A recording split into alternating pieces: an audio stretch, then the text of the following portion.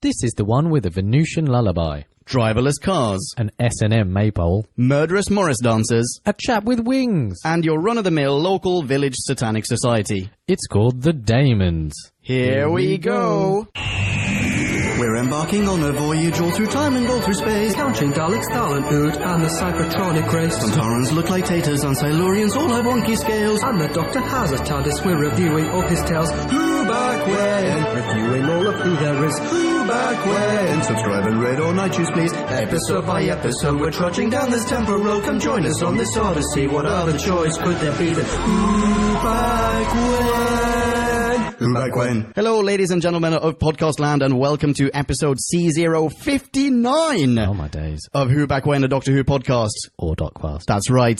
I am Ponkin, and I am joined in the Who Back When studio today by none other than Nick O'Leary. Hello, Nick. How you doing, Podcast Land? Today we're having a look at the Daemons, which is very different from other Doctor Who serials that we've encountered before. I can only think of one other that we've encountered on Who Back When, in fact, namely the Shakespeare Code, that deals with, quote-unquote, magic. As in magic, the science of magic, you know, that you have practitioners of magic. Something occulty. Yeah. And this one more so than Shakespeare Code, certainly. Yes, I think so. And I don't know, it's creepy as fuck. But, you know, I will get into that into the review, right? Yeah, we will. Shall we jump into Bite-Sized Chunk of Who for those of you out in podcast land who don't know what this is about?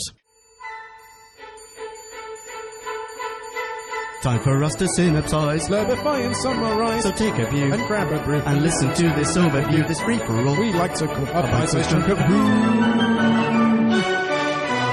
Bite-sized chunk of Who. On a day of some celestial significance, curmudgeon Professor Bumbletron IV decides seemingly against the urges of the local witch to crack open some cataclysmic catacomb that has been buried under a hill for ages, and unwittingly unleashes dark powers beyond man's control. The Doctor and his less than capable companion Jo naturally attempt to intervene, but find that a different Gallifreyan has come to Devil's End before them. The Master, now in Vicar cosplay, is summoning demons and leading satanic chants in an attempt to gain godlike powers. B-scow over. You are welcome. Aren't you just? So that's what this is about. And I have approximately, I have myriad questions.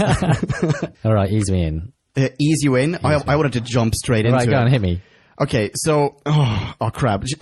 Okay, this is a big one. This is a seriously like a crazy fundamental one. So, the Daemon... Is it Demon or Daemon, by the way? This isn't the question. I think it's Daemon. Daemon. Let's say Daemon. The Daemon, he's from a race of engineer-like people. I mean, thinking of Prometheus and the New Alien or whatever. So a race of engineer-like people, coincidentally called demons or Daemons, and who are still to this day participating in a scientific experiment to help mankind. This much is explained, right?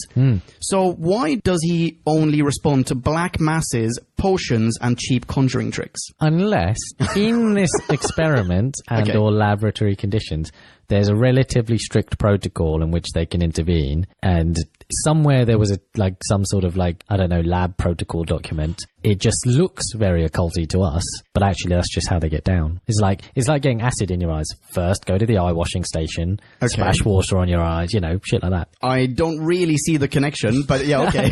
Well, I feel like you just mentioned something to catch me off guard there. I mean, it's just like rainbows, and you know, it's just like rainbows. It's exactly like mushrooms. I'm just saying, because it looks, as in that the occult didn't exist before they turned up. Yeah. So everything hitherto, the word demon, the black magic, or you know, the hoods and. The Doctor does a little spiel with a DIA projector or whatever, where he's like, as you can see, lots of deities sort of quote-unquote evil deities from various cultures have had horns. And this is no exception. It's just that they weren't gods or demons. They were aliens. Yeah. And coincidentally, these aliens. I mean, what does kind of fuck with me is that, the summoning procedure seems overly stylized for some quote-unquote scientists. Especially when it's being conducted by a man who has no compunctions about being open and honest about his background. The Master. The Master's like, dude, I'm like totes malotes an alien genius. and I know what this is all about. I just need all of your power and influence. So I can rule over these primitives, he says. Exactly. So why is he pouring like smoky liquid into chalices, and why are there invocations, and why, you know what I mean? Well, no, they said, I think I'm okay with the invocations and that stuff because it's probably just some, like I said, some alien protocol, right? Like, I don't know what the reasoning is, but let's just say for argument's sake there is one. What I don't understand is that later in like the 5th episode, when he starts like wanting to sacrifice Joe and whatever, yeah, why is that useful? Like, why would you want that? In no way is it useful. Even if you were some relatively maniacal scientist with, like, you know, I hated that scene, by the way. You just wouldn't need it. I hated that. What was the worst thing about that scene? The worst thing about that scene is the fact that she is prepared to sacrifice herself. No, the worst thing about that scene was her virginal fucking dress. Like a weird... Oh, no, I found that deeply arousing. Of course you did.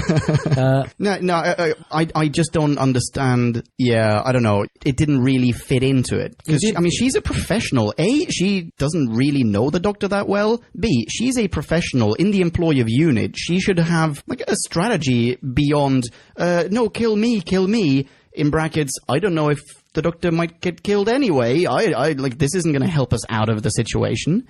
No. It felt like it was too emotional, zero strategy. And then the Daemon guy, Azal, was just like, I'm confused by this. Yeah.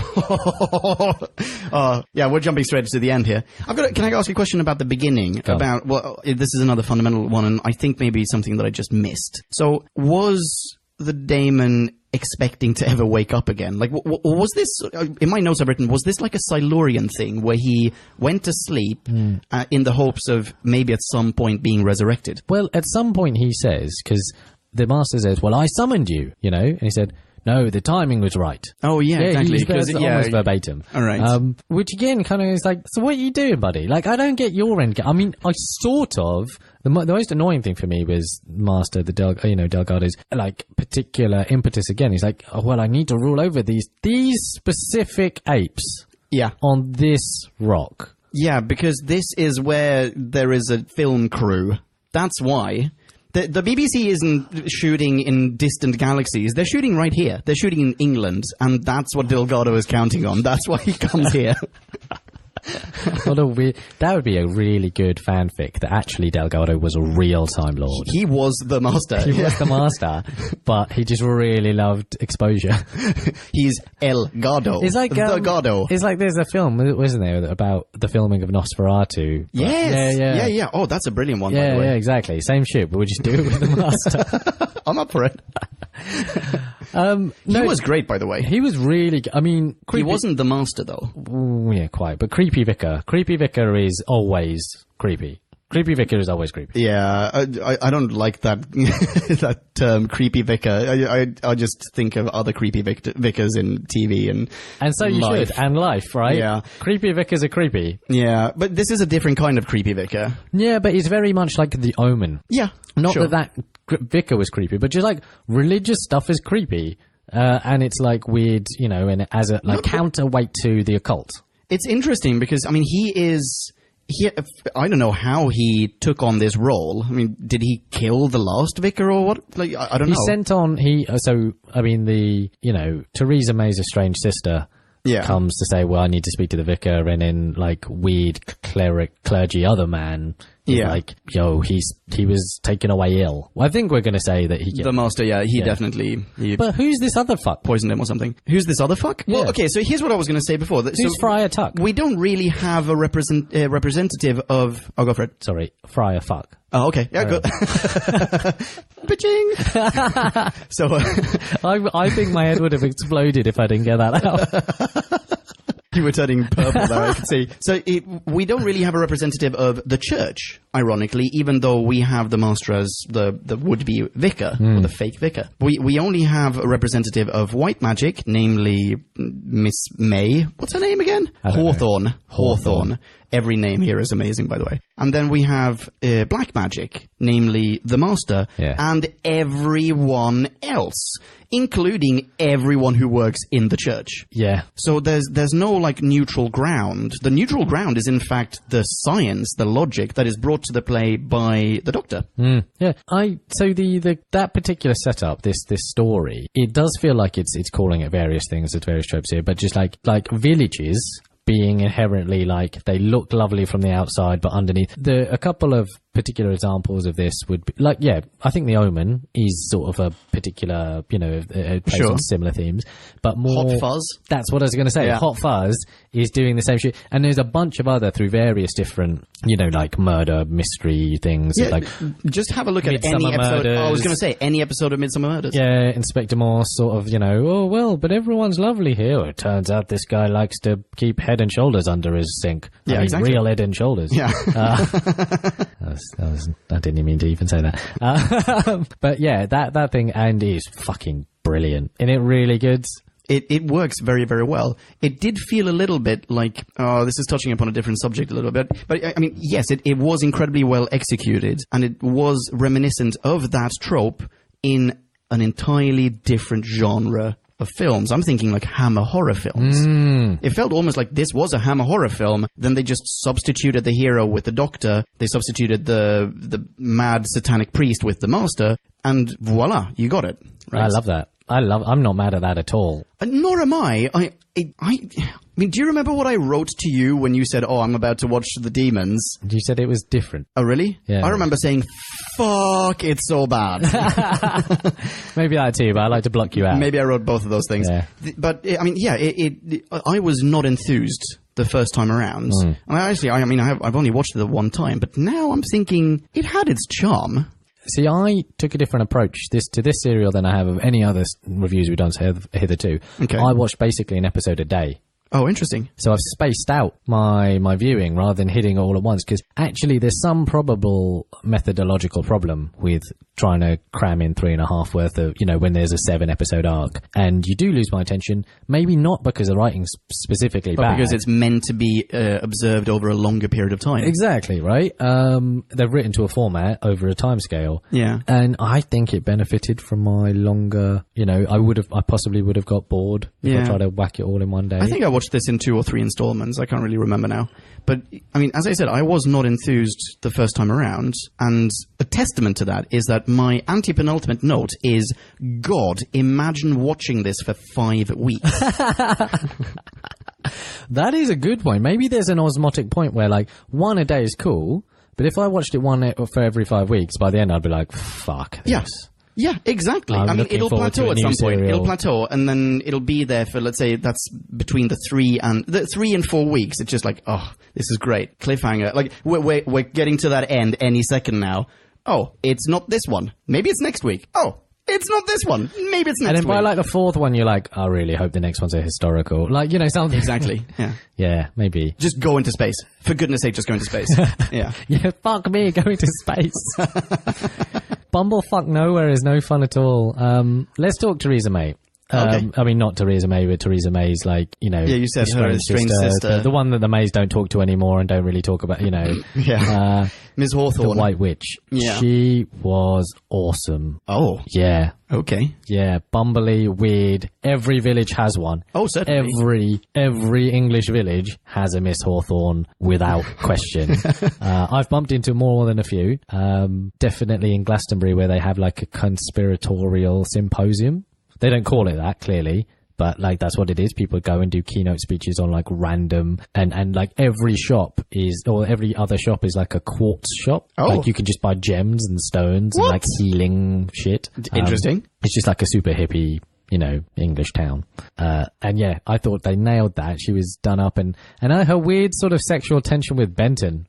Oh my goodness. I mean, it ends on them dancing a fertility dance. Fertility dance.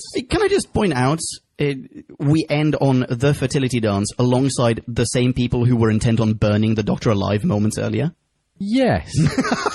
Now, and that is more troubling when you realise that they weren't, or were they under some sort of master spell? I don't buy that. I don't buy that because the master actually has to threaten them. He has to threaten them with violence to coerce them towards the end. Oh, yeah, that's right? true. So no, but not all of it, because he'd done some of the satanic stuff before he does the threat. Yeah. Right? So there's a secret society. Yeah. of satanic people. I'm with you so far. Then there's normal villagers. Check. So the normal villagers are the ones he threatens. Yeah, but the normal villagers are the ones who are intent on burning the Doctor alive. That might be right. I think they're just incredibly naive, and they believe in black magic, and they believe that the Doctor has to be sacrificed. For whatever reason, he has to be sacrificed. Yeah, so and then they go and have a little dance around the maypole. Yeah, they do. But yes, you're right. So Hawthorne, she wants Benton. Oh, and it's not 100%. utterly clear that Benton doesn't want Hawthorne. I mean, I think Benton is in the army, right? And he probably doesn't get that much stimulation. But I think there's a point earlier in episode 3 or 4 where she is heavily hitting on him, and you can see that look in his eyes where he's just like, I mean, I want to dip my quill, but I'm not going to stick my dick into any kind of crazy. This is insane. But by the end of it, he's like, yeah, let's do it. Is he though? Yeah, let's do it. Here's another slight tangent. Okay. More drinking in this serial than any other serial? Drinking alcohol? Yeah. Well, it does feature a pub. It features a pub where there's drinking, but then also Hawthorne and Benton have a gin. Yeah, Benton and Bagels at one point head off. No, it's not Benton. It's Yates and Bagels head off for a pint. Yeah, that's a great way to do that. That's such a nice scene. I agree. Would you like a dance? No, I'd rather like a pint though. Yeah, and then the camaraderie. That's so great. Yates is growing on me, by the way. I would drink so many beers with Nicholas Courtney. Oh, so would I. Oh, Nicholas Courtney in general, but also Bagels specifically. Yeah. Yeah. I just want to drink with him until his mustache falls off. Oh, wait, hang on. Maybe I'll finesse this later on. One of our listeners actually gave us some trivia about this, about the mustache. Do you remember we had sorry, this is a tangent from this episode, but we had a conversation in a previous review. Does he have a mustache or does he not have a mustache? Yeah, it's not a mustache. It's a fake mustache. Yeah, I know. What? I'd like to think that underneath that fake mustache, he has a real mustache. Another mustache. It's just mustaches all the way down. Yeah, that was a tangent. I like the idea that he could just grow one on command. Clenches. Plop. Just pops out of his face. But yeah, so I was going to say, Yates is really growing on me. Yeah, I don't know why I don't remember him from my childhood. Maybe he doesn't appear later on in Tom Baker, but he's really growing on me, particularly when he steals a motorbike and just Steve McQueen's down the road. Just oh, what a man. I want to grow into the shape of that dude. Okay, let's talk action sequence. Okay. Let's talk, what is that? What's a microlight? That's not a microlight. You mean the mosquito, the helicopter? Yeah. What the fuck is that about? Wait, what about it? Oh, you mean that they fight Benton and they steal the... They fight Benton, but then, the other part is that one of the villagers... Yeah. Beats the shit out of Benton and takes it. Yeah, but he is under the influence of demonic powers, right? Fine. But do these demonic powers also imbue with the training it takes to fucking fly a microlight? You are not going to believe this, but... It's in your notes. It's in my notes. I'm going to find it. I'm going to read it to you. Suck a bag. Here's what I've written. This is from episode 3. I've written, some fucking villager is stealing a chopper. What? This village has a helicopter pilot, but no helicopter? And then ... possessed. Gotcha. Yeah, but that's not a fucking explanation. I'm possessed. I'm thinking... Now I know, how to... Yeah, I know. Well, I mean, my assumption was if he can fly this thing, he is a helicopter pilot, right? Okay, fine. So maybe he was in the military or something, but my assumption is the master is telepathically giving him technical instructions. Now press that button, wait till you hear a whirring sound. Here's why this can't be true. It is because when he does eventually crash, right?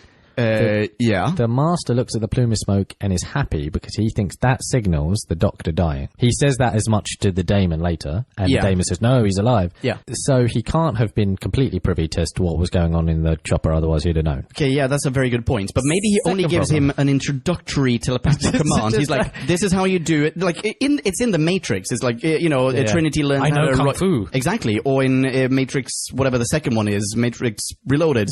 Vroom, now you can ride a motorbike. In this case, it's vroom, now you can fly a chopper. And he just gives him the command, I don't know, kamikaze that Doctor chap.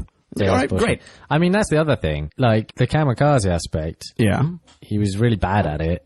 Yeah, he was. And no other. I don't understand. I don't understand why he doesn't just kamikaze him right away. It's as though, the Doctor, I think, tells Joe, he's trying to force us into the heat barrier. Why?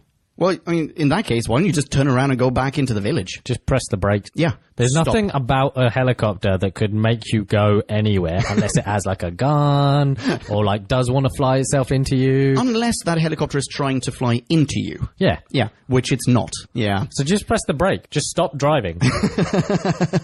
Or, as I said, go back into the village. Because Both what is he going to options. do now? Oh, he's now going to just circle you? Fine. Problem Whack it solved. in a garage. Go You're into fine. the pub. Is he going to take the chopper into the pub? I don't think so. Yeah. No, I agree. But that's not the only action scene. We get a lot of action scenes. Well, there's a couple of like good beat 'em ups. Yeah. Specifically between Benton and people. Yeah. There's a huge firefight. We get a bazooka. Oh, bazooka. Yeah. Bazooka and recoagulation of fucking Bok. Bok, that's his name, yeah. Oh. Bok. Oh, wait, hang on. And that scene, what precedes the bazooka, can I grab a soundbite? This is a wonderful one. This is Bagels who says, Yes, I see what you mean. Never mind, we'll soon fix him. Jenkins? Yeah. Chap with the wings there. 5 rounds rapid. that's so good. Chap with the wings. That's so good. I love Rather than fire everything you got at the living gargoyle monster that shoots an invisible disintegration ray out of its animated stone hand. so badass. Like, chap with the wings. 5 rounds. Not 6. Stop at 5. It's the best soundbite of this whole serial. I love it. What a man. What a man. Let's talk Daemons. Oh, okay. So there are 3. Yeah. One, Wait, 3? Yeah, there's like one invisible one. There's Azal and Bok. Isn't the invisible one Azal before he has regained strength and energy and whatever? I think that's what it is. Is that what that is? I think so. Maybe. Hold on. Size-wise, it doesn't tally, though, because when the Doc and Joe... Is it the Doc and Joe? No, it's Benton and Yates. When they're in the chopper, they look down and they see humongous hoof prints. Yes, and no, but then they get to the hoof prints and they're much smaller. Oh, Because they go, we should go, and then they land, and then they're big still, but they're not like... They're not... They look like 5 feet wide. They look like the size of houses. Yeah. Well, cars anyway. Okay, fine. So they're not that big. But I think that's still Azal. I think we have Azal and we have Bok and that's it. Okay, maybe you're right. Maybe you're right. Yeah. Okay. But so we've got those two. How did you feel about Bok? Did you? Can I just ask? Did you know that Bok was going to appear in? No. Okay. Because I had seen a picture of him before, and I knew like the second there was a gargoyle, I was like, oh yeah, right. So that's a dude. I mean, yeah, I think I sort of nominally might know that, but then I didn't know whether there'd be loads or whether this. But he had a specific personality and power and whatever, and he was just Wait. What was his personality and power? So his personality was not being able to walk. Okay. He just sort of flailed. Okay. He was much smaller than, a giant stone gargoyle should be. Yep. He was a child actor, clearly, or something. Yeah, possibly. He had I a don't know. one piece and shooting things out of his hand. And with his, I don't know, just odd facial expressions. So the thing is, we brought him up on Who Back When before. Have we? Yeah, when we talked about the Weeping Angels. Because there are certain similarities, undoubtedly. loads. But, I mean, this is like proto-Weeping Angel? No. Does it, when he fires them and they disintegrate into Are they sent back Are they in sent time? back in time? Is he a weeping angel? He might be. We don't know. Shit. Right? I mean, he's definitely wank, right? Yes. I was not a huge fan of him up until the end, basically, up until the firefight. Because at that point, I was like, you know what? If Benton and Bagels, if they command a certain authority, and if they are fearful of this utter buffoon, then, you know what? So am I. Fine. But also, And he was fun. for a BBC production company, don't put your actor in scuba flipper. It will only compromise. Yeah, as his the Vought have fearsome- taught me. Yeah. Like, the one where he's running down the church path is hilarious. We Yeah. need a gif of that or some shit. Jeebus. And Azal himself. I hated him. Yeah. Hated Azal. Yeah. He was terrible. The voice, I mean, appearance aside, because that already was heinous. That was like a crime to science fiction. But his voice constantly screaming, the theatricality of the character, the backstory doesn't tally with the present appearance and demeanor of Azal. He is an alien who came here in a spaceship. We see the spaceship and everything. And then he looks like your run-of-the-mill, devil. Goat man. Yeah. So, no, I hated him. I mean, you'd be cranky after getting up after a fuckload of sleep. So maybe that's it. Maybe you just need a cup of coffee. What? He has now woken up thrice. In this episode, or in the serial, he wakes up thrice. That's true. Get over it, Azal. Well, and yeah, so subsequently, he just didn't seem very articulate for someone that is like a hyper-intelligent being from space. Exactly. Right? And then subsequently, other things that are cool, though. The weird bit where he appears and then grows. Like, I think that's in, like, episode 5. It's towards the end, yeah. Like, the special effect. Love that. That was awesome. Yeah, that was I'm not disparaging the effects in any way. I just think effects are really you could good. have invested those effects in something better. Heat barrier effect was awesome. Loved it. So Holy smokes. good. Did you watch, there's a TV show based on a novella, I think, by Stephen King called The Dome. Yes. It was wank. Don't watch it, but the same concept, and the concept is really good. I mean, it's super clever. Yeah. You have this energy barrier. In this case, it was fantastic that it was just heat. Yeah. Like, just heat. You see the charred ground where it is beautiful. A little weird that you could stand so close to it. Yeah.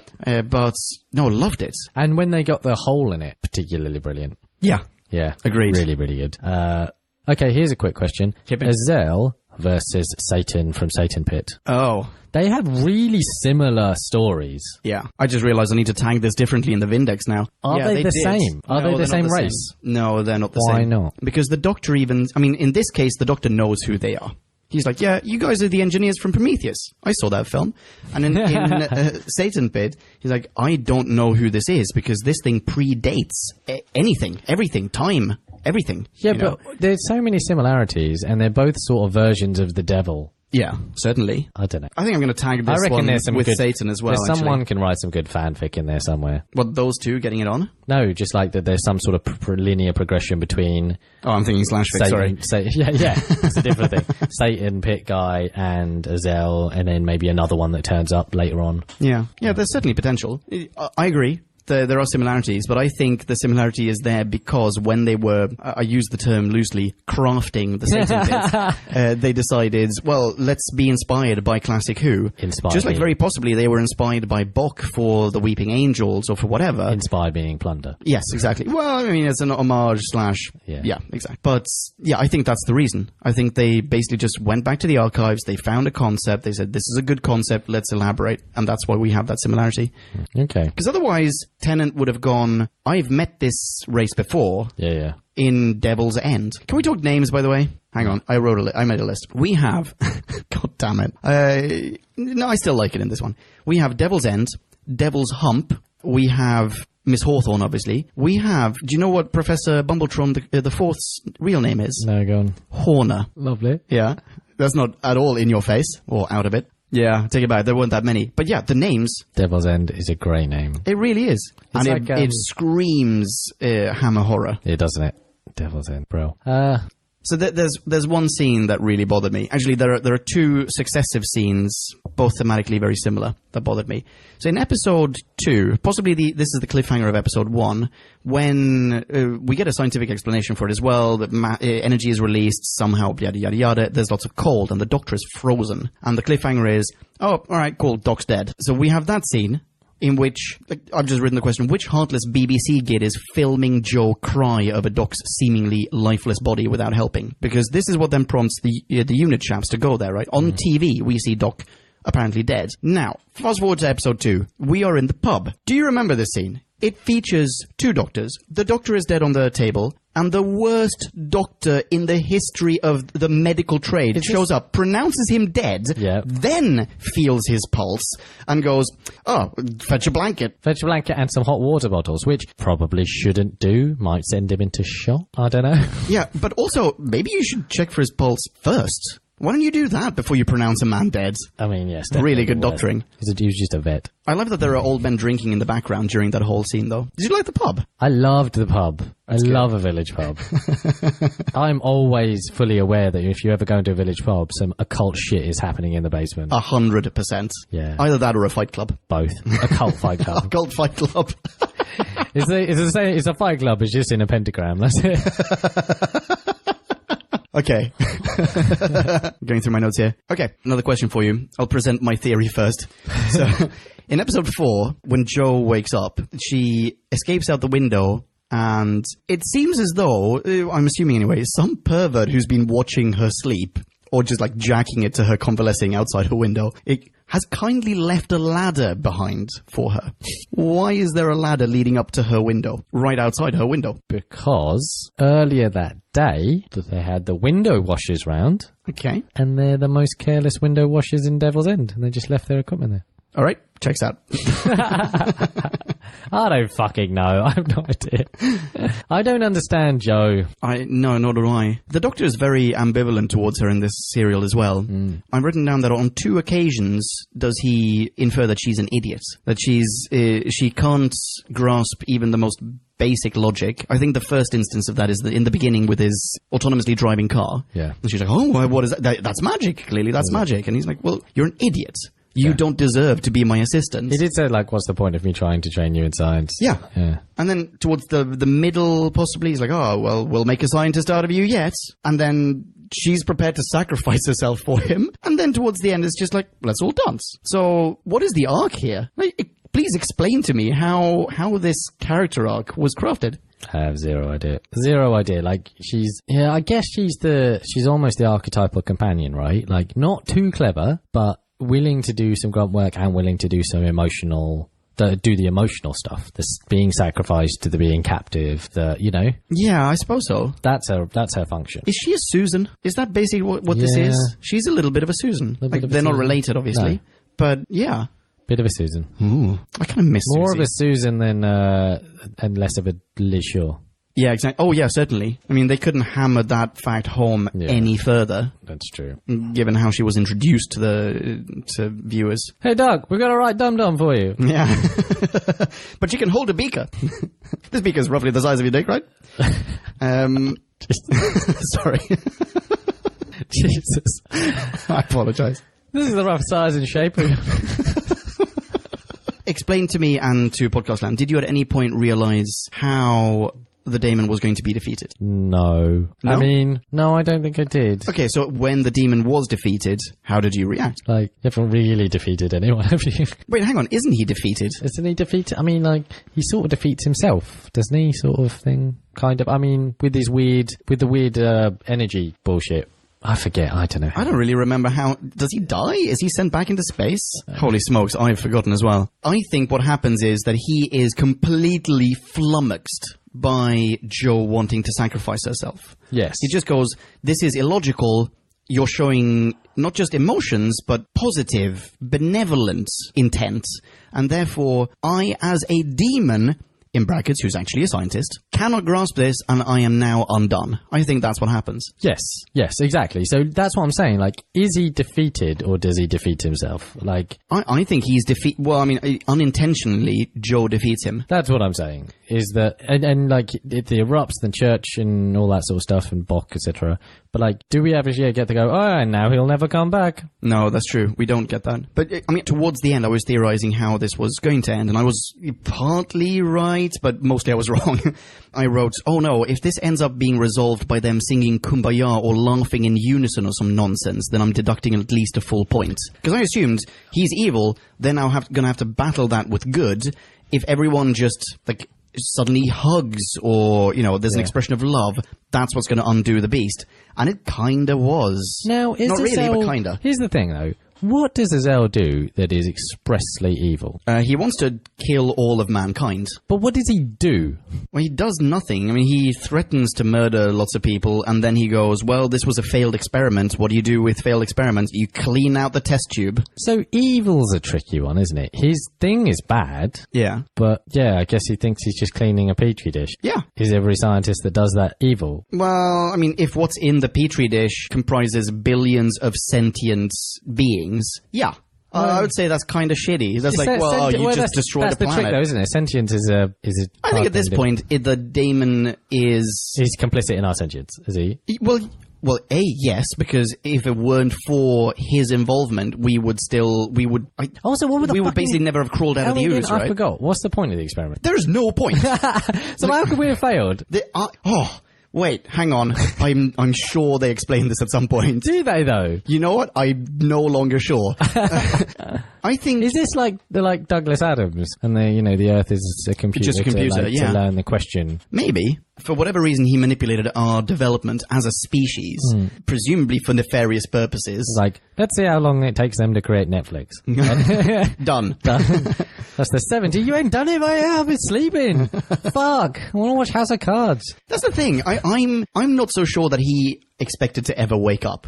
I reckon he showed up, everyone was living in a cave, and he just goes, this is going to take forever. I don't care. Goes to bed, sleeps, and assumes maybe at some point there'll be an earthquake or there'll be, a Bumbletron. Somehow he'll wake up, but there is no real plan. Yeah, he's a bullshit scientist. So he's more incompetent than he is evil. Well, yeah.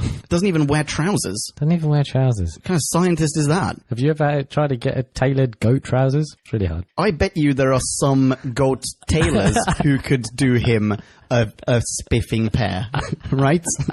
On the planet of the Daemons, Deimos, by the way, do they have a regular society? Are they just like, oh, hello, yeah, just demons running around the place? Some demons work in offices. Yeah. There's one demon having an affair with a different demon. Yeah, that guy's an accountant. This Daemon sells ice cream. Get your ice cream. Extra evil. Yeah, anyway. It's like an evil Hackney where the people do like evil startups. Podcast and Google that. Yeah. Oh my days. Hipster demons with mustaches. We could go on. Yeah. Yeah, I think this has basically just gone full circle to, Azal is just total pants. She's shit. Despite not wearing any. Also, so what is this he's like, I will deliberate. Actually, the master, you can have all of my powers. I don't know how I'll transfer them. How does he make that call? Because at one point he goes like, well, you know what, actually, it seems as though the doctor... Yeah. He's like, I don't want him. Like, okay, I'll give them to the guy I literally just said I'd never want to give them to. Yeah. I don't understand. Why does no one else in the room pipe up and go, listen, you may have recognized me from chant number 2. I'm really into this evil stuff. Yeah, maybe consider me. Yeah, like The Voice or X Factor. You'd have to turn around. Yeah, exactly. They'd all explain their evil doings. Yeah. And still, but the real thing I have here is the master. Yeah. Yet again. Once again, exactly. Once again, tries to take over the world using an alien as some sort of patsy type deal. A stepping stone. Yeah. Or some sort of like... Well, we'll strike an accord. Yeah. I will ultimately have all of the authority, and then mankind will kneel before me. Yeah. For whatever reason. And you'll get my eternal gratitude. Right? Aren't you happy now? Yeah, exactly. You're no longer asleep. This deal doesn't work out for the 6th time. And then he's going like, oh no, what should we do about this, doctor? This is so reminiscent of me and my brother's relationship. Oh, really? He fucks stuff up in an attempt to do whatever he wants to do. And then he rings me up and goes, can you help me? What are we going to do about this situation? Like, what fucking situation? Your fucking situation. The one you just created. Despite there being countless precedents. Exactly. I see. Yeah. Okay. Fucking doctor. Yeah, I wonder how many more episodes do we have I'm going to check that out. How many more episodes of Pertwee do we have, and how many more... Delgado. Exactly. Hang on, let's have a look. In Classic Who, we are now on number 59. We have Pertwee up until and including 74. Are they all Delgado? Aren't they all Delgado? I don't know. Shit, I'm not actually now. So that's like 20 fucking episodes. We've got 15 more. And I mean, he's done a fair few already. I don't know if we get him in every single one of them, but I mean, I bet you my left nut that he's going to show up again on this show and go, fuck, I screwed up again. Help me, doctor, help me. But he gets captured at the end of this one. He does, yeah. Like full captured. Do you think he'll escape? I don't know. They're going to put the full weight of their unit on him. Oh, speaking of, hang on. Another note that was a bit of a failure. In episode 4, I wrote, Morris' fight with Benton ends with what's-her-face knocking him out with her handbag like a cartoon granny. Must have been her ginormous cast iron dildo. Then, crystal ball. Crystal ball. Yeah, anyway. Sorry. Oh my goodness! Hang on. There's one note here which I forgot before when we were talking about names. There's one incredibly important name in this one. Did you catch it? It's the name of the sergeant who is the sciencey chap on the unit side. He is Sergeant Osgood. Shit, I missed that entirely. Sergeant he Osgood. was a slightly bumbly one that needed to make the thing that he wouldn't do it properly. Yeah, exactly. Shit. So, I mean, he's clearly a relative of New Who Osgood, right? Is he? Must Is that be. clear? Is it not? I mean, yeah, less. We have another Stewart running units in New Who. Mm-hmm. We also have an Osgood working at units. Could be her dad, Yeah. right? Or granddad, Or, yeah, maybe. probably. Great uncle. Who knows? But yeah, I'll right? buy that. That's Osgood, regardless, it's the same name. That is pretty incredible. Yeah, that's it. That's made my day. I'm done. 5.0. Yeah. I don't know. Oh, we should really quick mention to the scene where the Doctor is accosted by Morris dancers. Yes. Yeah, let's talk us through it. Now, Morris dances are weird, folksy English dance, but there's some version of it in pretty much all of Western Europe. Okay, sure. Right? I was just in Stockholm. They had basically Morris dancers. Smågrodorna. Right? Yeah, exactly. Gesundheit. Thanks. People with bells doing fertility dances and shit because it's spring. Sure. Yeah. Actually, that's not Smågrodorna, but yeah. Sorry. But the Doctor, the thing that really bothered me about that scene is the Doctor was like, okay, excuse me, okay, very nice, excuse me. It's like, why are you walking through the middle? Yeah. Of the fucking, let's go around the outside. Like, they've included, they're like, oh, well, God, excuse me, oh, God, they're very nice. And then they start tying him up and shit. And it's like, walk round, mate. Do you know what? I promise you, Morris dancers, I'm sure, are perfectly fine. But if you walk through the middle of their shit. Yeah, they're not going to be pleased. Yeah. They got may sticks not and stuff. necessarily trying to murder you. No, but they might hit you. Yeah, as they do. And the audience does nothing. I mean, okay, so my instant reaction at the time was the whole scene in which the Doctor is to be burned defies belief, because that's what they're there for. They're there to burn him alive as a witch, I guess. But he is too cool. The audience must be, they must be in on it. Was the whole party just in order to burn him? Why doesn't he move his car sooner, for example? Yeah. Oh my God. Press the pedal, right? Pedal to the metal. The way the car ran over the, head Bernie man. Oh, that's wonderful. Oh. Is the head Bernie man, is he the guy who's dressed as like a newspaper chicken? Yeah, what is that? I've never seen that. I have seen that. Where? Here in Oxford. Oh, shit. And I was going to ask you, is that a Morris dancer thing, or is that some I other don't know. folksy thing? I try to keep away because there is a decent correlation between the people that enjoy Morris dancing and super racist people. It's a real strong correlation. I just stay away. Yeah, no, fair point. But also, when you're watching him, you're watching him confess to everyone that he is not a wizard while he's still tied up. And right. And you're getting both of these viewpoints. You're getting his, don't burn me. There's no such thing as magic. You're just offending their religion at this point, by the way, Doctor. And then you get the other guy who's like, but this is my belief. This is my faith. And I'm just following orders. It's sort of the Nuremberg defense. I was told to burn you alive, so I'm going to burn you alive. But at the same time, there's religious conviction behind it. At the same time, it is rather difficult to remain impartial when the buffoon Doc is talking to is cosplaying as a newspaper recycling bin. There's a line here where I've only written a paraphrase because I didn't want to pause and rewind. I was watching this on my phone. But I'm paraphrasing. This is a Doctor telling newspaper man, there's no more magic at work here than the secret science of the demons. How do you think that's going to go down with newspaper man? Oh, quid quad quay. You such a joker. Fuck type of name was that? Qui quad, right? Quid quad, I don't know. Yeah, they're articles in Latin. Bing bong, future Ponkin here with a minor correction. Actually, they're relative pronouns, not articles. Bing bong. Also, slightly, that whole thing, what's her face again? Hawthorne. Thank you. Sorry. Hawthorne shows up with the... Theresa Bay. Sorry, carry on. Bravo. Bravo. She shows up with the flimsiest of plans. Yes. And Benton, who has a gun...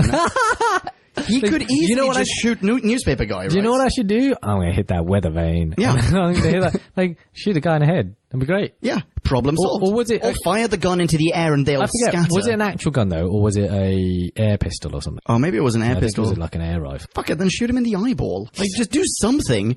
Don't have this elaborate childish ruse, which you know was not Benton's idea. It was Cast Iron Dildo's idea. Hawthorne. 100%. Maybe. I don't know. Yeah. I thought it wasn't so bad. I quite liked it. I didn't like it at all. But okay. Speaking of Benton, love his red trousers. Yep. Benton was sharp dressed in this episode. He was. This serial. How did you feel about seeing Benton and Yates in civilian clothing? Fine, I think. Didn't really because I guess soldiers running around the village would have caused a panic, or just raised an eyebrow, more attention than they need, maybe. Do you think that maybe they should have brought a medic with them just in case? They did just see the doctor dead, possibly dead, on TV. Maybe, maybe they didn't have one. Does the unit have a medic? They must do, right? Why? They're a branch of the military. Surely there are medically trained people there. I don't know. Maybe you need its own... You need to request one. They have Osgood, who's a mechanic / scientist. You think there's someone there with a first aid kit and, he knows how to check your pulse. Because don't ask the doctor in this village. He doesn't know. Doc Hollywood. No idea. Okay. Have we talked about bagels? We haven't really talked about bagels. No, we haven't. He doesn't do loads. No. But he's still commanding whenever he turns up, and he's great, and he clearly has the best fucking line in the whole serial. Yes. Shot for the wings there. 5 rounds rapid. So, I don't know. Bagel's still great. I love the introduction of Bagels, where he takes a call in bed. He's in a bad mood, and I'm waiting for them to pan to the side to reveal 3 women and 2 men, both of which have matching mustaches. I imagine he has the most spectacular life outside of work. Yeah, I would have loved that, or just dolls. Just half dolls? the room are just dolls. And every doll has a mustache. Colonial dolls, yeah. Oh, interesting. Okay. Venusian Lullaby? Sorry, I'm just spitballing some bullet points here. Well, it did nothing for me. Venusian everything, innit? Just whack Venusian in front of it. But Venusian Lullaby in particular is a little bit pants, isn't it? Yeah, it was a bit pants. Okay. Checking my notes. Love Benton's red trousers. Yada, yada, yada. Gargoyle is amazing, I've written for some reason. I think I may have been ironic when I said that. Gargoyle's amazing. I want to hang out with him. I just want to be his friend. Wouldn't you like to have a drink with the gargoyle? Yeah. We'll write poetry together. Hey, Bok, I've got this new 2-man play. We should go bowling. I love bowling. Bok is just there on the lanes. There's a Daemon handing you the shoes. I don't know how you're going to cut this into the fucking episode. I don't know either. Bloops. Okay, random notes. There's a big old chap with the shortest tie ever. He's like Bizarro Trump. I miss that guy. It's an example. It's a scene of where the master just sort of Renfields him with some magic. And it's different to... Well, actually, maybe it's not different. Maybe it's exactly what we've seen before in terms of the hypnosis. You know the master hypnosis? Yeah. It's just raises his glasses and boom, boom, boom. No, he usually does it with his eyes, but maybe he just was feeling flamboyant today. So why doesn't he... Okay, yeah, that's possible. Maybe they themed his hypnosis to its surroundings. Yeah. Or according to its surroundings. But why doesn't he then do that with everyone? Why doesn't he do it with everyone that he ever meets, and that's fine? Yeah. Then Master would have the control he so sorely craves. Yeah. I don't fucking know. To do a casting reference out of Who and back into Who, he is just like, or has the potential to be just like Tennant's character in season 1 of, what's it called? Marvel's Jessica Jones. You know, a guy who can literally convince anyone of anything. The Master has proven that he can do this. You don't need a demon! Don't even include a demon! And if you do, give him trousers. It makes... Oh, no. Fuck it. All right. Anyway, so we got that. Some magic jiggery pokery. Shall we have some sound bites? Let's do that. Random sound bites. Part 1, 6:45. But now the question is, can Professor Horner pull out his plum? Get on with it, man. Some really, really good banter in this one as well. In part 1. Sound bites. Suppose something does happen. Like? Personal appearance of you-know-who? Well, use your initiative, lad. Get your chatty friend over there to interview him. It's Bumbletron and whatever. Very important sound bites from episode 4. Reverse it. Reverse what? Reverse the polarity. Reverse the polarity. When in doubt, reverse it. You don't need normal polarity. Yeah, exactly. Same episode, 507.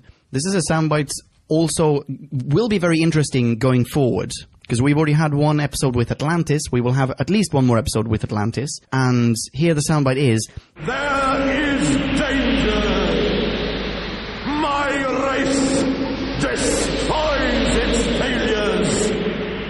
Remember Atlantis.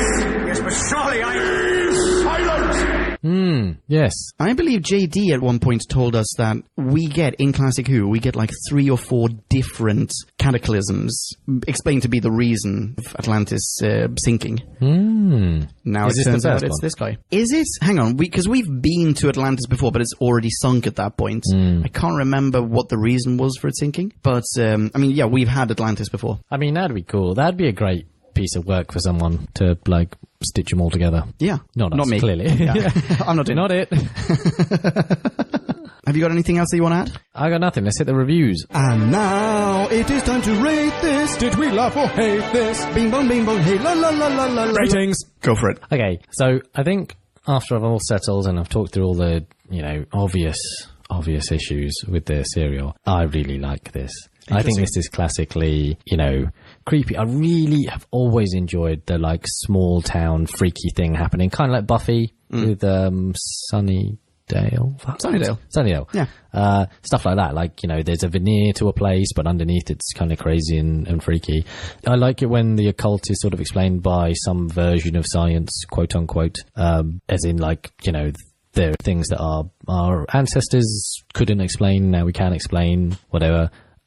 Delgado was great as a creepy priest, great as a coercive, like, horrible, whatever. Enough unit in there. Benson was great. Interplay with Hawthorne was good. If anything, the Doctor was slightly lacking in this. Oh, interesting. Yeah, I think. But all the other elements I really like. I'm going up with a really strong 3.4. Wow.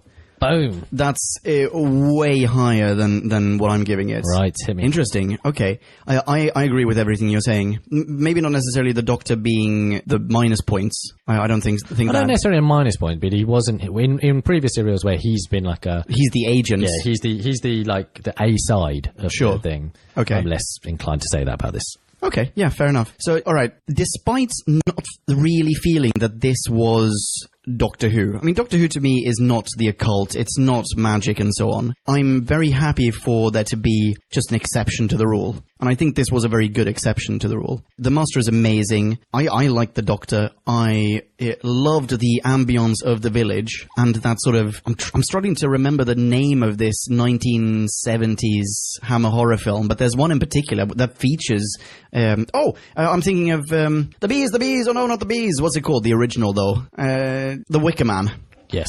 Bing bong. The Wicker Man isn't technically a Hammer horror film, though it did star Christopher Lee, who, of course, was rather famous for appearing in the Hammer horror films.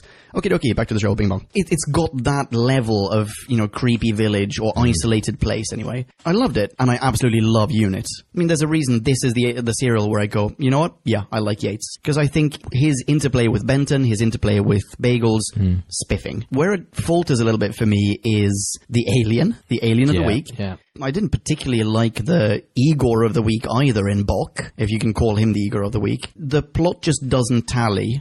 Therefore, I'm taking it down. I'm also taking it down because it isn't quite Doctor Who for me.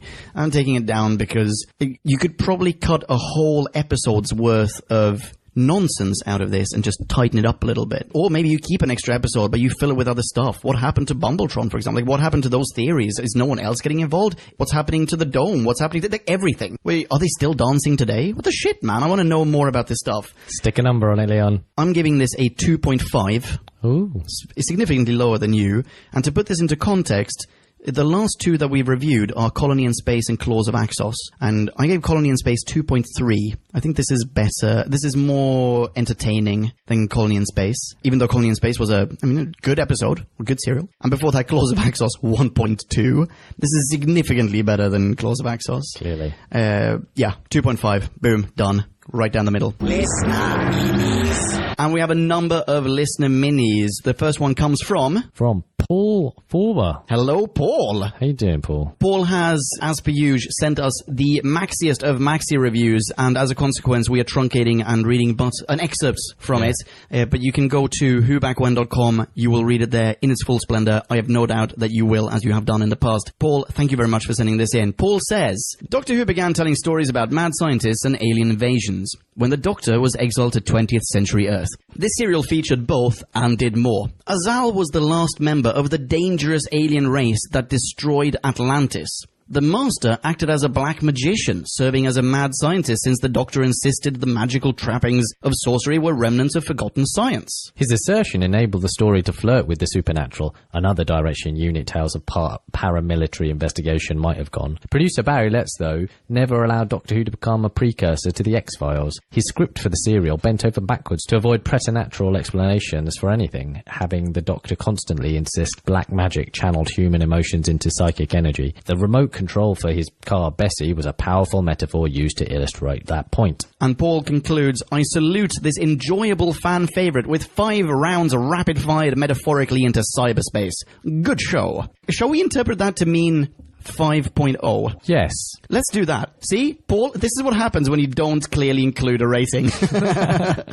Paul, thank you so much for sending that in. That is, the whole thing in its entirety is splendido. This excerpt is enough to prove that. Go to whobackwhen.com, read it in its entirety, and high five Paul online. He is at Wordsmith Paul. And next we got Peter Zunich. How do you, Peter? Hello, Peter, who has sent in not just a maxi review, because he did, but also a mini review. Which I can't tell you how helpful that is, Peter. It is really helpful. Yeah, thank you. Okay, Peter. We're reading the mini. You can read the maxi online. Peter writes, this one has problems. It's ripe with continuity issues, dropped plots, leaps of faith, unexplained shots of people closing their windows to a fun festival, and characters having premonition nightmares simply because they hit their head on a rock. I shouldn't like it, but I really like this story. Ooh. There's a note pointed out in the behind-the-scenes documentary Return to Devil's End that sums it up best. The location, the use of the villagers, the way it was shot, the natural interaction of the actors, it all adds up to create such a genuine and realistic feel. You're not watching a story on the television, you're witnessing it as you yourself are wandering through the town. Benton and Yates are so in tune here, as are the Master and the Doctor. There's that Sylvester McCoy feeling that the Doctor knows more than he's telling anyone. The Brigadier plays to each scene with enthusiasm, despite being somewhat sidelined. Azal and Bok are portrayed with such enthusiasm, from the drool coming out of the beast as the beast spits his commands, to the stuttered hopping and bouncing of the statues come to life. It's borderline pantomime, and yet the acting pulls it back to something so immersive that you forget that these characters aren't real. And Peter concludes, so I enjoy it for all its imperfections. I didn't watch it, I experienced it, I was involved, and it was fun. In the end, the story gets a, you can't shoot it, it's made of stone, 4.3. Hot damn, Peter is right. Or he's right to be so enthusiastic. You are wrong. Thank you, Peter, for filling my heart with regret. Excellent mini. Next up, who is this? It's Tracy from America. Hello, Tracy. Hey. Tracy writes, today we are reviewing the Shakespeare Code, in which Doc explains that the supernatural is just a different form of science that utilizes the power of words and symbolism instead of numbers. I meant to say, today we are reviewing the Shakespeare Code, in which incarnations are used to bring... Incantations are used to bring forth evil creatures from the dawn of time who will wreak destruction on mankind. Wait, today we are reviewing the Daemons. Yup. I like this one, says Tracy, but the last few episodes have been getting awfully cartoonish. The characters are becoming caricatured and losing depth. Doc is just a snarky know-it-all, getting a pass from fans by coasting off accumulated past awesomeness. The Master is a completely unexplained villain bent on such hasty world domination that his ill-thought-out plans keep failing, after which you would think he'd consider enrolling in Evil Night School or something. Bagels and company are just there to crack jokes, and I can't freaking figure out Jo. Is she really in a mental place that she's willing to sacrifice herself for the Doctor? I don't feel like we've seen their friendship develop to that point. Good point, yeah. I mean, there's Doc berating Jo for not being familiar with the implications of E equals MC squared or knowing Latin, though I notice he doesn't say a word when she easily remembers how far away Deimos is, and now she's gonna die for him? Maybe I'm expecting too much from Old Who. Rating. Cue the evil Morris dancers. That's like 4, right? right? No, I think that's less. Yeah, that's less than 4. I think it might be less than 3.4 as well. I'm not 100% sure. Let's go for 2.9. That's neatly diplomatic. Well done. Yeah, 2.9. Nice one. Excellent. Tracy, that was an awesome mini review. Thank you for sending that in. Ladies and gentlemen of Podcast Land, you know how to high five Tracy online. She is at Yekatnyatnuf. That's Fountain Tracy. Backwards. Next up. Ooh, new dude. New dude. Matthew Dennison. Matthew Dennison. Hello, Matthew. Welcome aboard. How you doing, Matt? Matt writes, long-time listener, love the show. Thanks very much. Thank you. First-time listener mini-writer, so apologies if this is too late, stroke the wrong email, etc. Nope, you got it spot on. Yeah. Matt. Sorry for not replying. And what a great episode to pop my who back when cherry with. I love the Daemons, probably the best of the Trapped on Earth era. Oh my god, what is wrong with me? You're a bad Why did I give this 2.3? 2.5, sorry.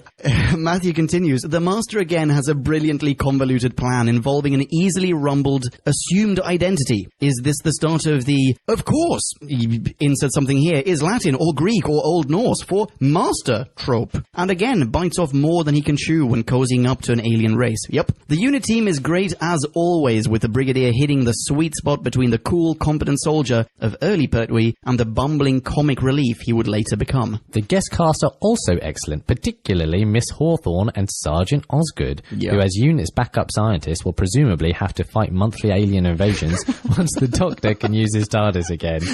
As for the baddies, Azal and Bok are both truly scary, seemingly indestructible, and right till the end it isn't clear how they can be defeated. That's the only thing I might slightly disagree with. Okay, hang on. Matthew goes on, a few minor complaints. While not the worst companion of all time, Joe doesn't bring much to the story, and I can't help but think how much better this would be with a skeptical Liz Shaw in it. And a personal bugbear of mine, why does a trained soldier like Benton not wipe the floor with a church caretaker, magic tiles or not? Still, nothing can stop me enjoying this immensely. 4.7 out of 5. Oh... Matthew, thank you very much for sending that in. You know what? Okay, can I just say something in my defense? Nope. Yes, I can. You had an hour to say it. Shut up. I also enjoyed this immensely. I mean, I'm in the minority. I'm clearly wrong about this. And I'm also in denial. Matthew, thank you so much for sending this in. Awesome. Welcome aboard.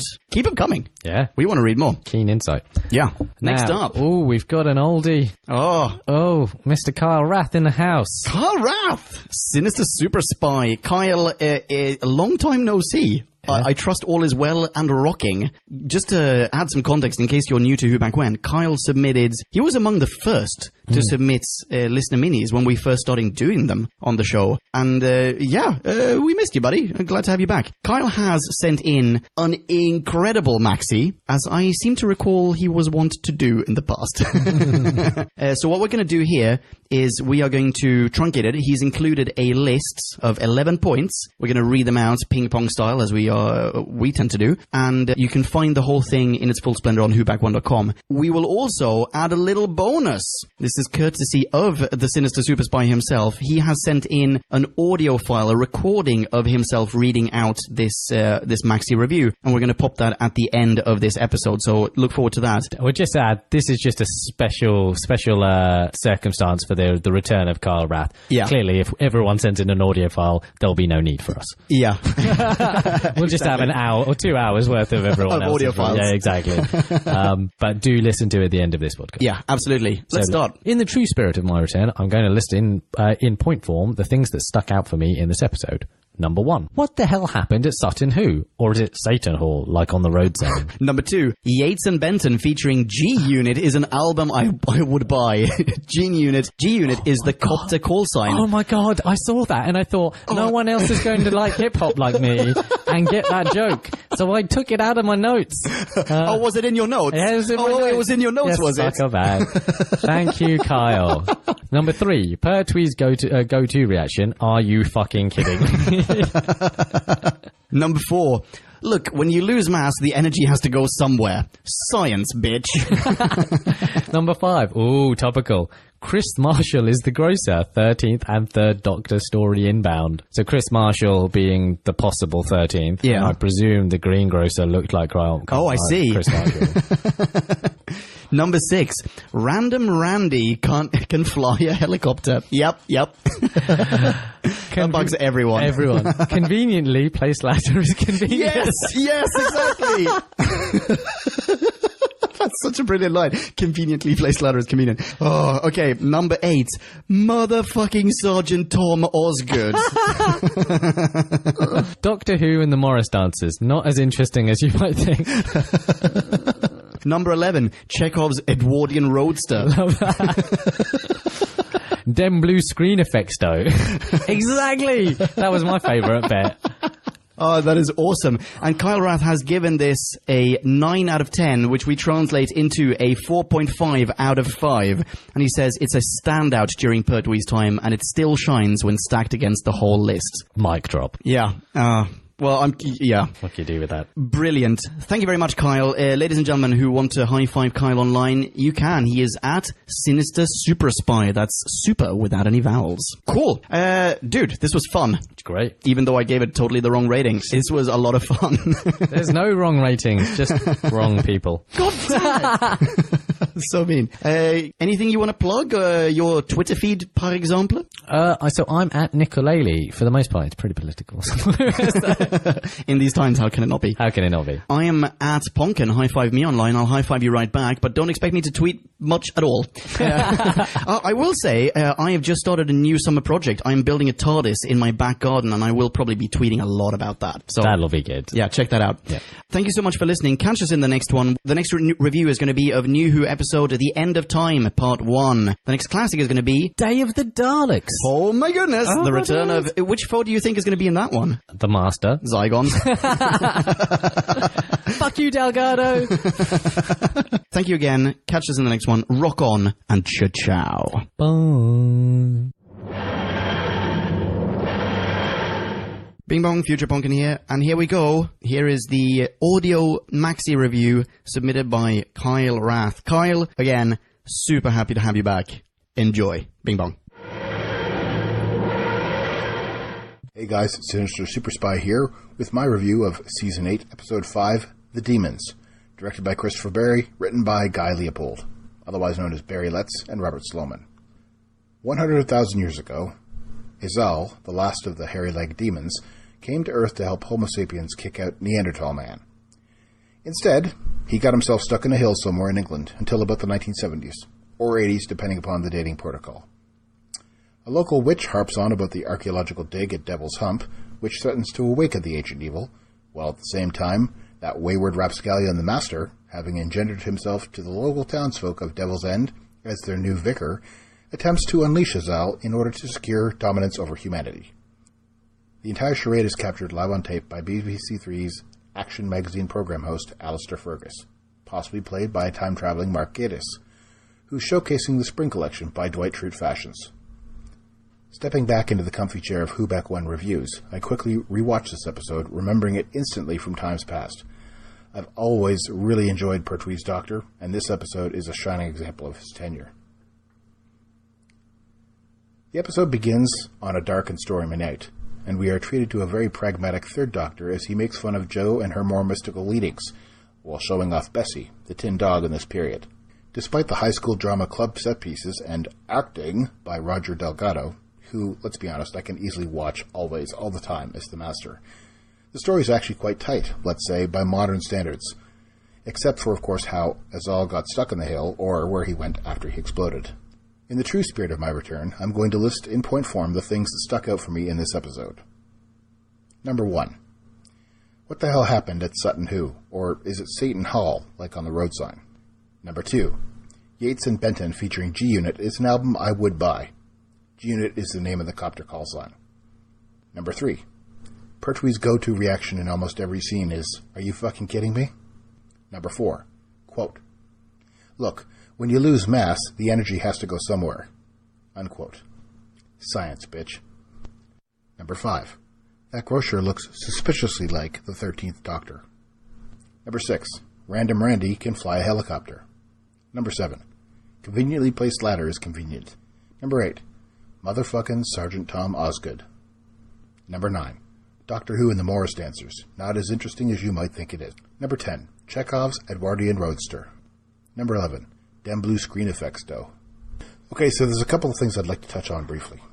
First of all, In my opinion, having just recently revisited the relationship between the Doctor and the Master, it's interesting to go back and see its early incarnations, and I'm struck by the consistency of the Master's plight. He is a person who seems to abhor the decadent.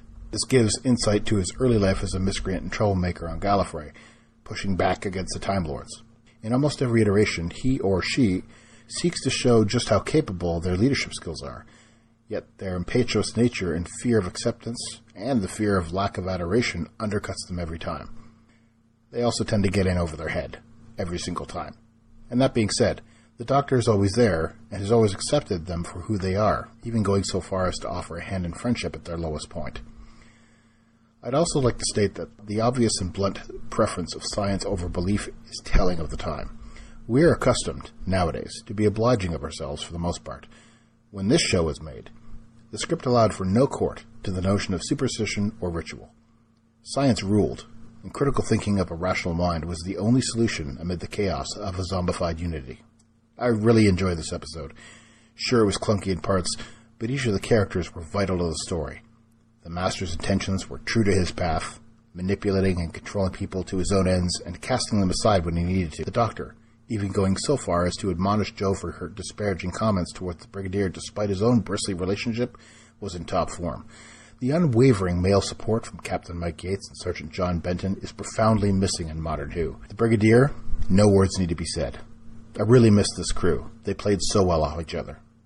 This one gets a 9 out of 10 from me. It's a standout during Pertwee's time, and it still shines when stacked against the whole list. Hello, gang. It's nice to be back. Kablamo! Did you enjoy the show? Then please do what the cosmos compels you to and spread the gospel of Who Back When. Tell your friends. Don't have any friends? No problemo. Tell some strangers. Like us on Facebook. That's facebook.com/Who Back When, all in one word. Are you on Google+?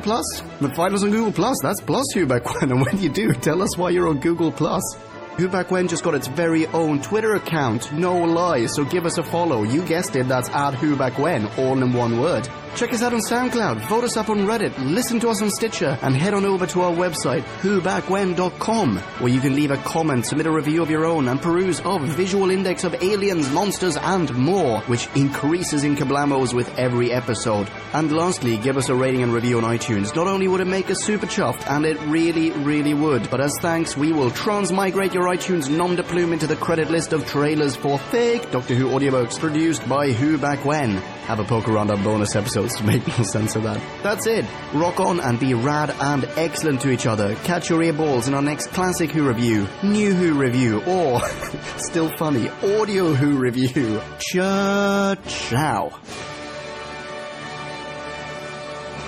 Who Back When?